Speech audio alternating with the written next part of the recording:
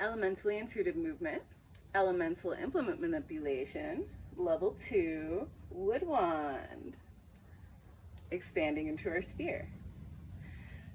So last week we had a stick that I found on the ground. Well, this is another stick that I found on the ground, but rather than being from a tree, it's a piece of molding that I think washed up the last time the lake ended up flooding.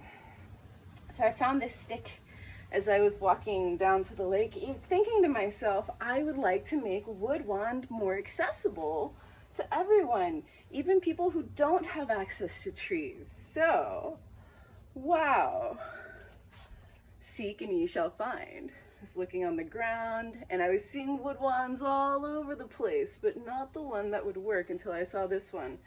And since I've been working with this molding, I realized that I like it even more than a dowel because it has these two flat sides and the round side. So it's kind of like a triangle, but not. So we get to work with different aspects there as an implement. So as our level O, we get to feel variations in how working with a flat edge feels versus working with the round edge. And then level 1, same thing, as we're scraping our bodies with it, we can use the smooth edge for gentler work and a hard edge for deeper work. Level 2, we're expanding into our spheres. What's nice about this as well is that it is straight. So we can really see our planes, whether we're moving in a horizontal or vertical or diagonal, they're very visible. So it makes it easier for our bodies to follow these planes of motion and alternate between our O and our 1 and 2, expanding into our spheres.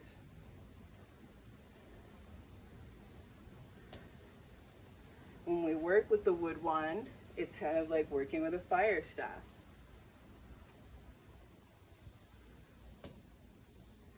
But it's much kinder than a fire staff, being heavy metal, that when it hits you, really gives you a hard bonk. So this gives you the sense of how to move through space that heavy metal fire implement provided me years ago. That's much kinder because it's much more of a tap when we hit ourselves with it. And we can practice contact work with it, bouncing it off.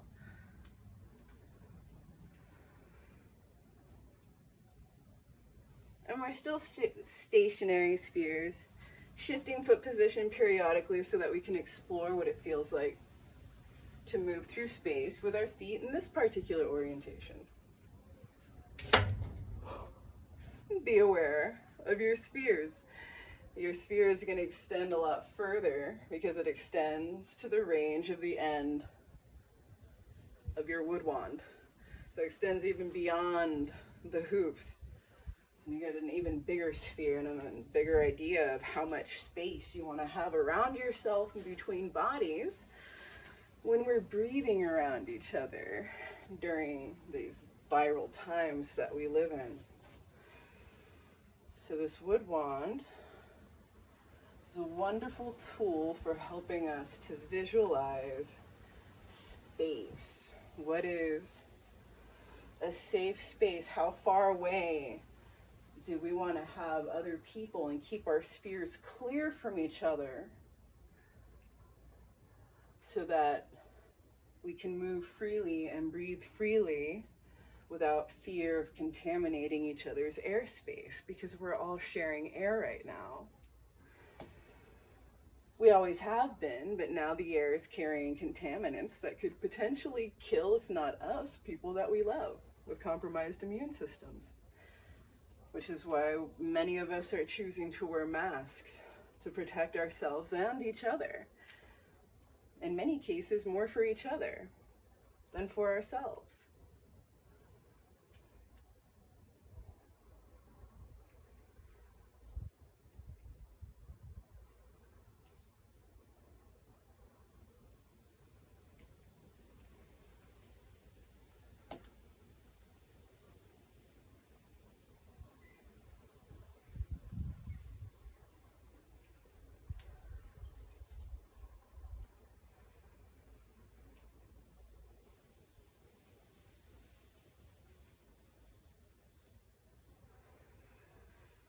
respecting each other's sphere when it comes to space ensures that we're less likely to press against each other's fear.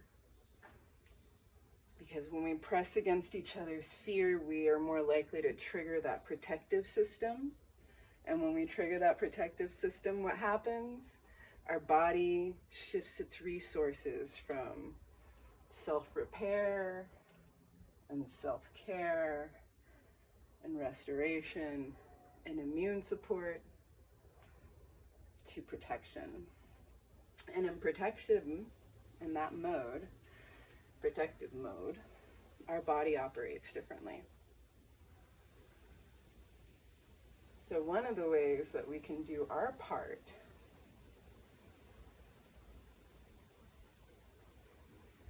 to ensure that we're all breathing more easily is being conscious of space and respecting the amount of space that we have between ourselves and each other.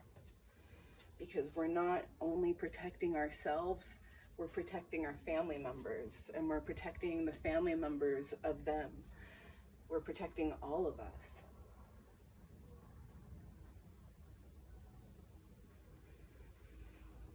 Yes, wearing a mask can be uncomfortable.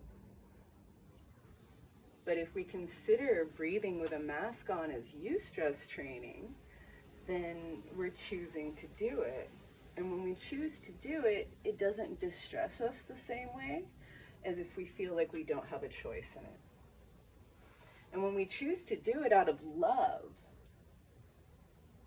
because we care about the people around us as well as ourselves, then there's even less distress in the process of having to wear it. And if anything, we're grateful that we have such a simple way to say, thank you, I love you, I appreciate you, and I want you to stay alive and breathing. So I'm wearing a mask for you. Or I'm keeping my distance when I don't have a mask, and keeping a very big space, and I am aware of how big my bubble needs to be so that I can breathe freely and you can breathe freely when we're outdoors. And when I'm indoors, I'm gonna wear a mask, because when air is contained, it is more likely to carry virus. Contained air is powerful.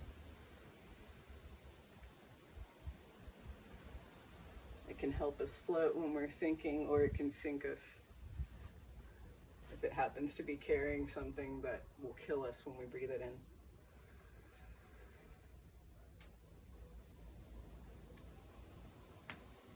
What would you do if you were in anyone else's position? Would you choose the option that benefits most of us? Maybe even all of us? Or just the one that benefits you and those close to you?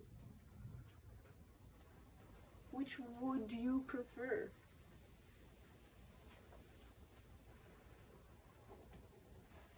I prefer the option where everyone wins. When all of us all love us.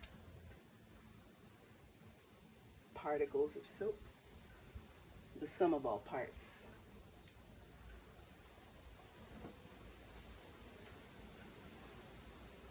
Level 2, expanding into your sphere. Wood wand.